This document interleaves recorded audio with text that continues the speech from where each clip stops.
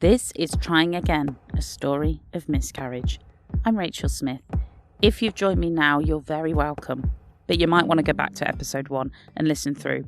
It'll give a background to why I'm on this journey and bring you up to date with the full story.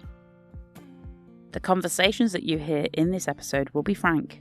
It's nothing like someone who's actually walked that journey with you, that knows the pain of losing a child, that knows the pain of losing the expectations or not having, all the right things, the sun, moon, stars line up to actually get pregnant, stay pregnant, and then bring a healthy baby home. And they may be difficult, but they are needed. It's become quite natural that we talk about her and include her all the time in our day-to-day lives, but it certainly wasn't natural or easy at the beginning. I think we're just at a point where it's become quite embedded in our life now. Stats to date say 1 in 4 pregnancies will end in miscarriage, meaning you're very likely to know someone who's had one. They may just be suffering in silence. It can't be all doom and gloom though. There is hope. But where do you find it? This line of thought led me to Erica M. McAfee. Erica is a podcaster from across the pond who's been inspiring and talking with women in her podcast Sisters in Loss, a faith-based grief and loss podcast for Black women. I think that what's different about the podcast is that it, solely focuses on sharing Black women, women of color, indigenous women's stories. So a lot of the listeners who come to my podcast are listening for a story that's similar to theirs, but also a cultural experience that's similar to theirs, whether, the way they grew up in church or just having, parents around them that may, say certain things to them that may not be, as pleasant, and knowing how to respond to that.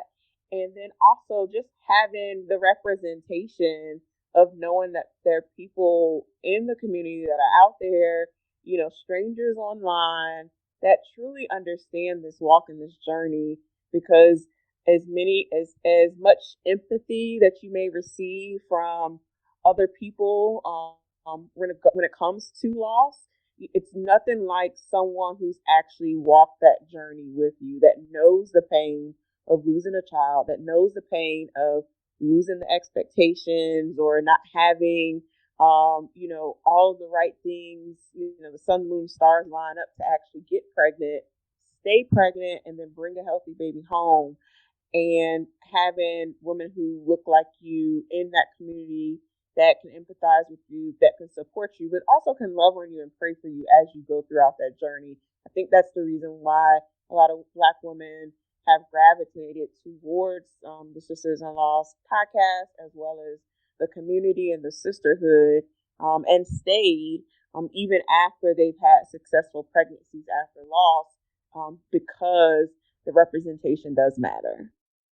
When you said about how some of the sisterhoods helping the culture within the Black community, what is it about the culture of the Black community and the church community in America that you think that stopped people talking?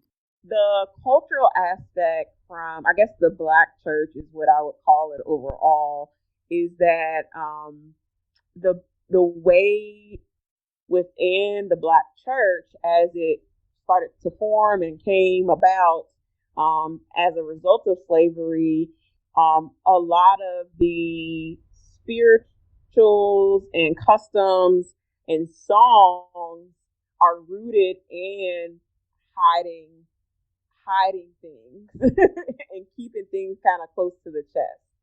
So I believe that tradition of not sharing things has been passed down from generation to generation to generation.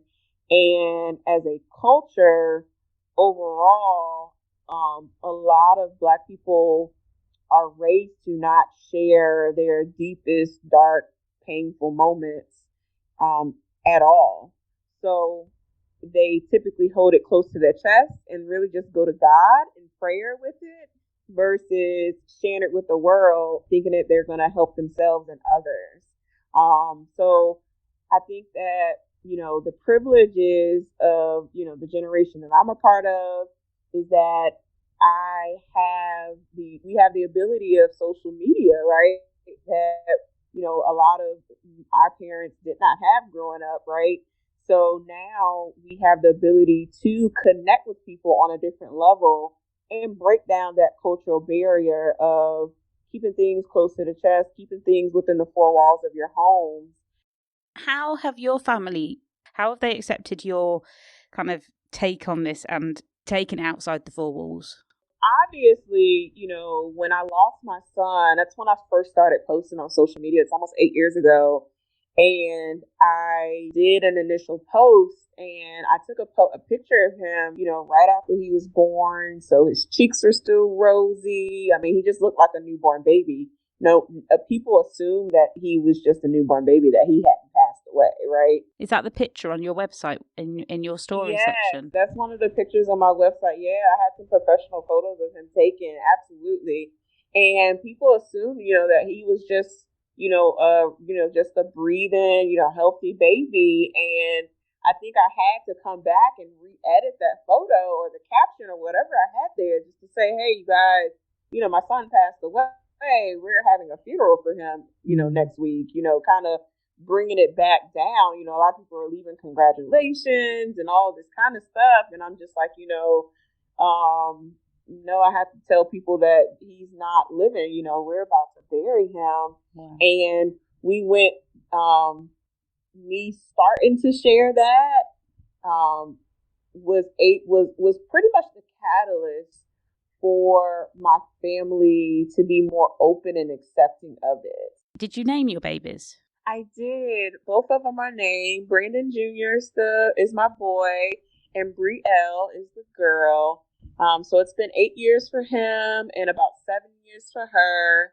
And then I have a 6-year-old who's my living rainbow baby named Maxwell. Are there moments in the year where you'll take the moment to remember them? Yeah, absolutely. On their birth dates or their death dates or heavenversary is what I like to call them, I normally do some type of ritual to honor them. And then every year since my son Maxwell's been born, around Christmas time, we'll go pick out ornaments for his brother and sister. And so we have ornaments for both of them for the last 6 years on the Christmas tree. So that's kind of our ritual around Christmas time to memorialize them. One thing that I do love that my family does is they acknowledge my babies that are in heaven. So my mom will say, yes, I only have one, living grandson, but I have 2 others that are in heaven. And being able to incorporate my heavenly babies into my everyday life and family life, especially with my son, just makes it normalizes and really brings to light that they were here, they existed, and they are part of our family, even though their physical presence isn't here any longer. Can you imagine that must have been really difficult for you to get to where you are now with it? Yeah, I think that you got to take it as one day at a time, one step at a time, one moment at a time, to where you can get to this place where you're willing to talk about it more openly, but really be able to do some type of ritual or memorial on an annual basis. But don't get me wrong, like those dates are still very hard. Your work as a doula and a grief specialist, had you experience of this before your losses, or was it something that you just decided, I'm going to go for it? I went to a conference around maternal health in the United States, and the conference really opened my eyes to doing helping women in pregnancy and in the postpartum period. And I was like, I really want to do that, but I really want to support women who've experienced loss, and are getting pregnant or trying to conceive. And I knew that being a doula, which is a non-clinical support person, doulas aren't medically trained or anything, but they do have the knowledge to emotionally and physically support birthing people in pregnancy, during the labor and delivery process, as well in the postpartum process. I started to really survey and ask the sisters-in-law's community, to see if anyone was interested in learning how to become a birth and bereavement doula. And it pretty much was born throughout the pandemic. And I had over 50 people registered. So now we're on our last cohort. And I think by the end of the year, I'm going to have over 200 ladies who have gone through the training and are getting certified to support clients in pregnancy, labor and delivery, and postpartum, which is a blessing. And is that something you're working just solely in the US? Do you speak to people in the UK? Have someone in Zimbabwe, Ghana, Kenya, London, and Australia who are in the course. So actually, they're all over the world, not just U.S. based. But obviously, a lot of the statistics are focused on the U.S. But I typically will try to incorporate practices and cultural experiences from all over the world to make sure that we're talking about relevance, because the maternal health crisis and infant mortality is not just a U.S. based issue. There's still racial disparities across the world. So I want to make sure that we are bringing to light all of those disparities, and then what we can do as a community to come together to knock those down, but also help people in the process by helping them in their pregnancy and their postpartum periods. And what's your hopes with this? Definitely want to go to the federal level. I definitely want to work with congressmen and senators on passing a bill around infant mortality and focusing on infant mortality, no different than the U.S. right now is focused on maternal mortality, and ensuring that there is a sisters-in-law bill in there for the sisters, so they understand that they have people who are going to pass laws here in the U.S. that are going to fight for them and their babies. Absolutely. Because it's so difficult to talk about normally without it being taboos in the cultural side of it. I mean, it's admirable what you're fighting for, and where the place it's come from. I can't imagine anyone's turning to you to say, "Oh, you don't understand." I mean, it's not like you can't walk into a room and say, "I've experienced all of this," and it's needed. And it's extremely complex on how it all comes together. But we're going to continue to fight. We're going to continue to share stories. We're going to continue to do the work so that we can one day continue to reduce these numbers. If you could give 3 tips of self-care that somebody listening, if they are in a place where they think they want to get to that point, but they can't get there, what would it be? Oh, self-care. Such a good one. 3 tips for self-care. I would say to breathe. It may sound simple, but it's really something that we don't do enough. It's to really recognize your own breath by breathing in deep breaths and breathing out. To really recognize your own breath, recognize when you are being mindful of your breath. Another self-care tip is to really to find a passion project and see it to completion. So for me, something that I have taken on recently is yoga. I've practiced yoga for a while before. It's helped me throughout my grief journey in general, but now I'm learning to become a teacher.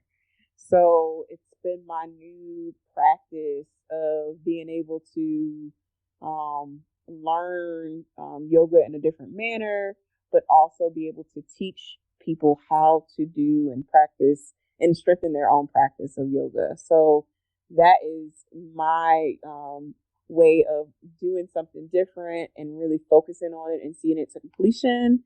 And then lastly, I would say another way to practice self-care is to go to therapy or see a counselor. Having someone else to talk to on the journey that's outside of your immediate family and friends, that is an unbiased opinion, is only going to help you, not hurt you. So those are my 3 ways of self-care. There is hope. There has to be. There is hope on this journey. Just don't give up on hope. Hope. I find it an easy word to say, but a difficult one to feel. Part of me wants to remain hopeful that I may try again, that a baby is formed, grows full term, lives past birth. I, like many, I'm sure, think I'd make a good mum. I'd be by no means perfect, I mean, who is? But I think I've got a lot of love to give. So I hope. But it's something I've got to admit I struggle with a little. There's hope, and then there's the reality of being the 1% of women who have an explained recurrent miscarriage, and a woman who's nearing 40. The odds are stacked against me. I find myself weighing up options, and whilst hope may be a nice thing to think, it's also matched with the list of alternatives, one of them living childless, and all of them making me feel sad. You will know if you've been on this journey with me that I've been looking around the community that surrounds baby loss in awe of people like Erica who've done so much to try and put a wing of support around someone like me. Whilst looking around for something to make me feel better, I found someone who's put their journey into a song. And this is when I heard I Can Love You From Here by Liberty's mother. Singer-songwriter Sophie Daniels wrote the song about her daughter Liberty, who died at 36 weeks. 'Cause I can love you from here. Hold that love in my heart.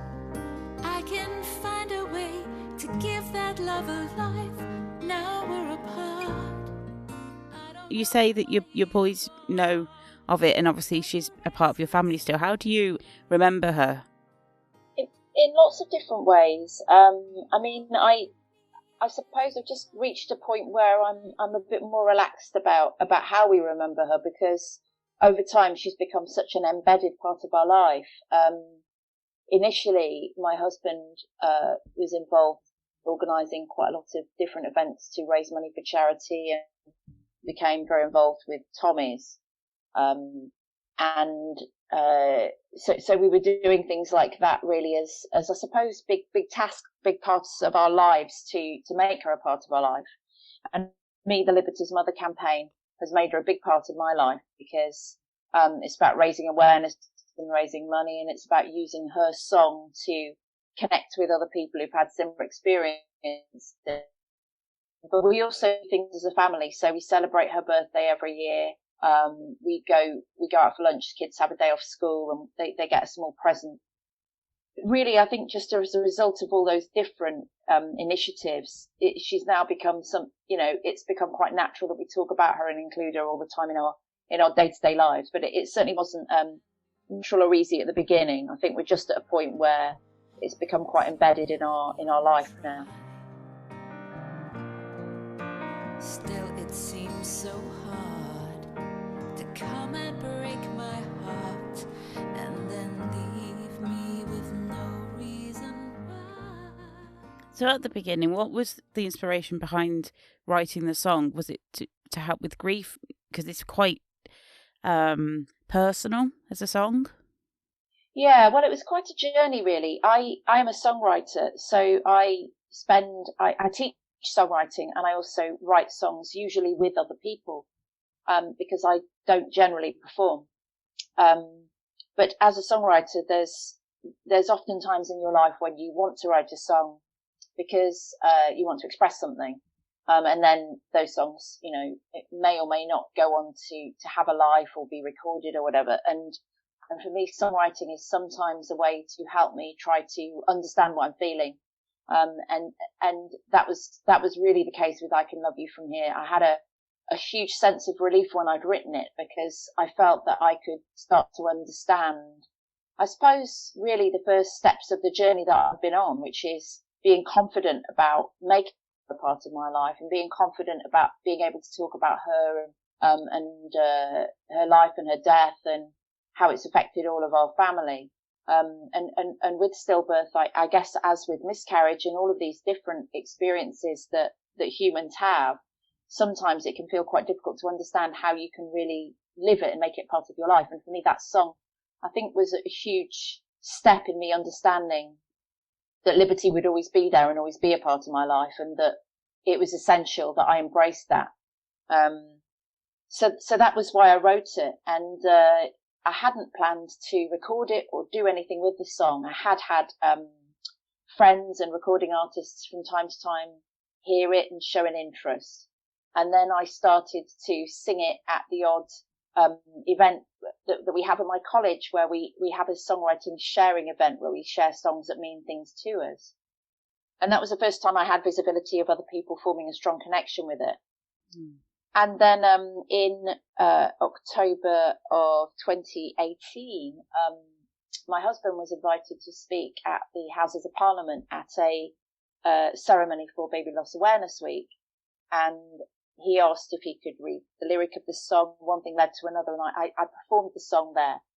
And really, that's when it sort of took on a life of its own, because I had at that ceremony there were MPs and people from various charities who approached me afterwards, and lots of people were saying, how can we get hold of this song, and we would like to be able to share it through our networks.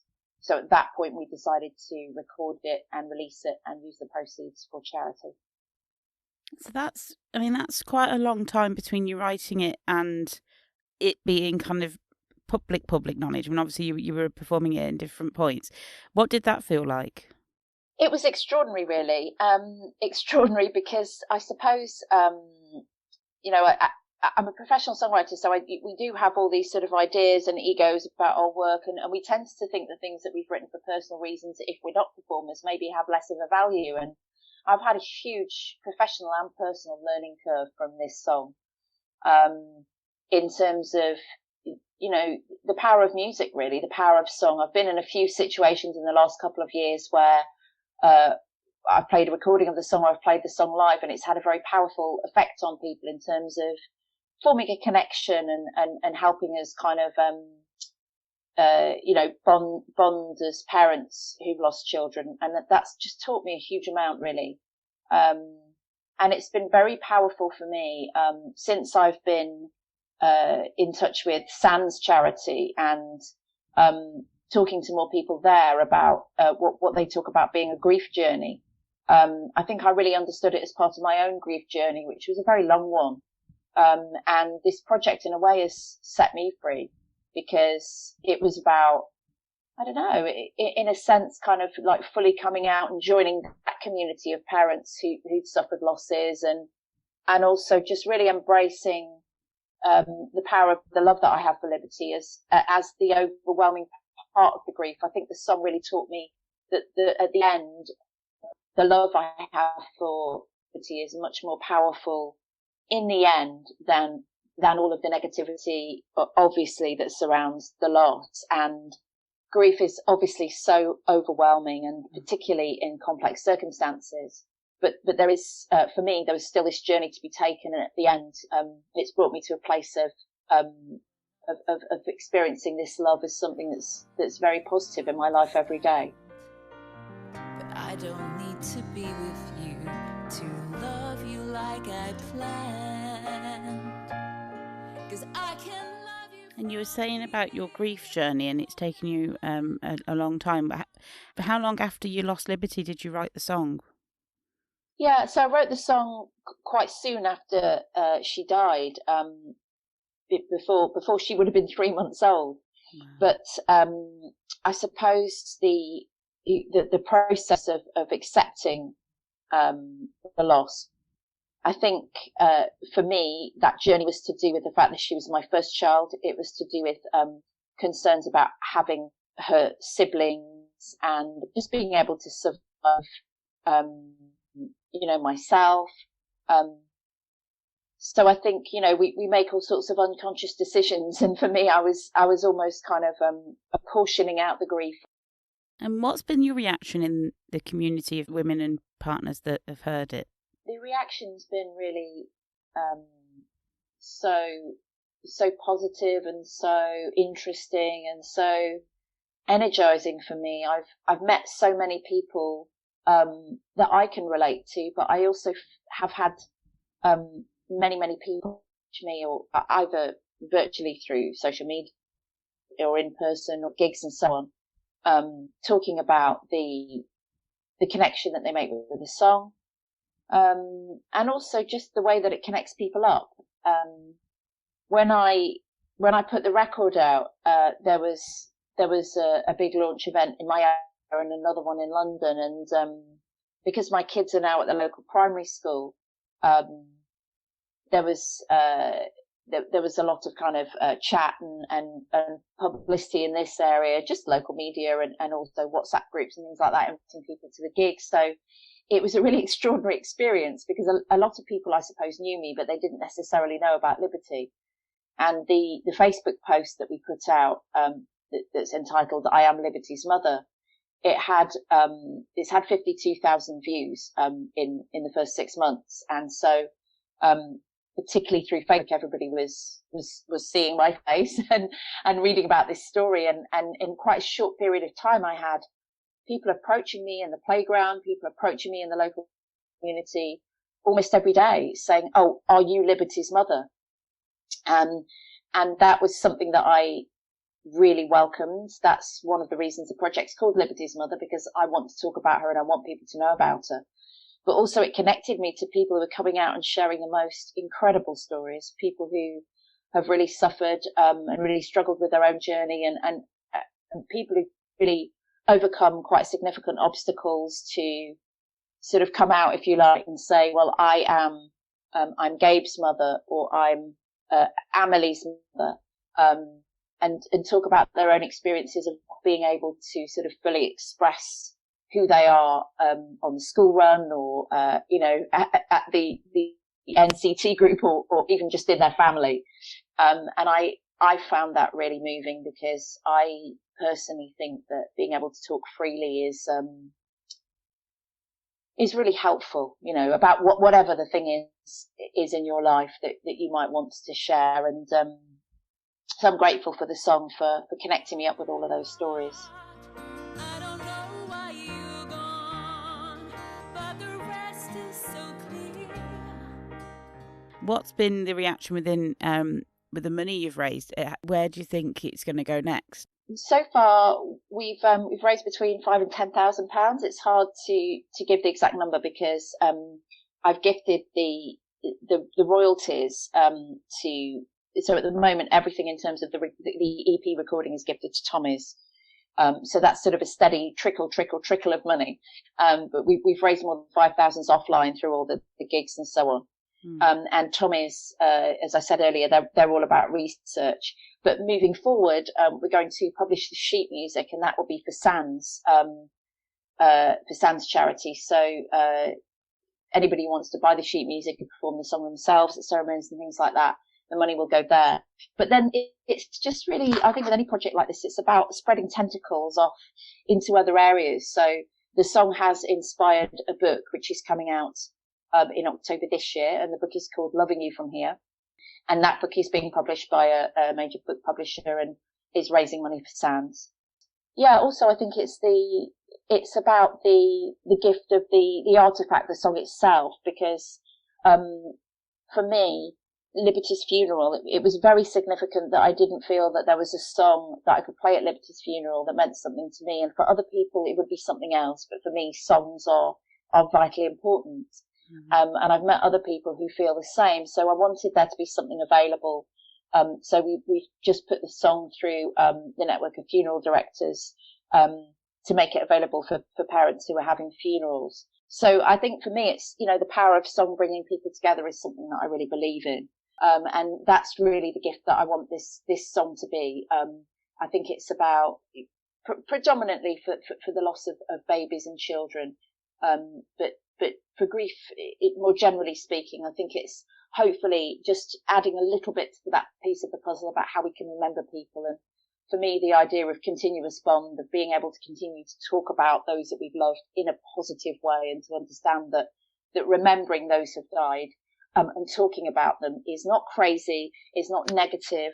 It doesn't hold us back from moving forward with our lives. I think it's healthy, or it can be. It doesn't mean everyone has to do it, but for me and a lot of the people that I've met, that's a really positive way forward. And so hope. Where am I leaving it? Well, if Erica and Sophie can hope again after such sad losses, surely I can too. I think the best way to say how I feel is to use a line from Stephen King's short story Rita Hayworth adapted into the film Shawshank Redemption. It reads, "Remember, hope is a good thing. maybe the best of things. And no good thing ever dies. This episode was recorded by me in my spare room in my duvet den. A huge thank you to Erica M. McAfee and to Liberty's mother, Sophie Daniels, for joining me on this episode. If you feel you need to talk to someone about anything discussed, there's links to help available on tryingagainpodcast.com. You can join me on Facebook, Twitter or Instagram to chat and share stories. Just search Trying Again Pod. If you like this episode, please share it or leave a review so we can open up this conversation to more people. And remember to subscribe to the podcast so that you don't miss an episode. All I need is to love you, and I can love you from here.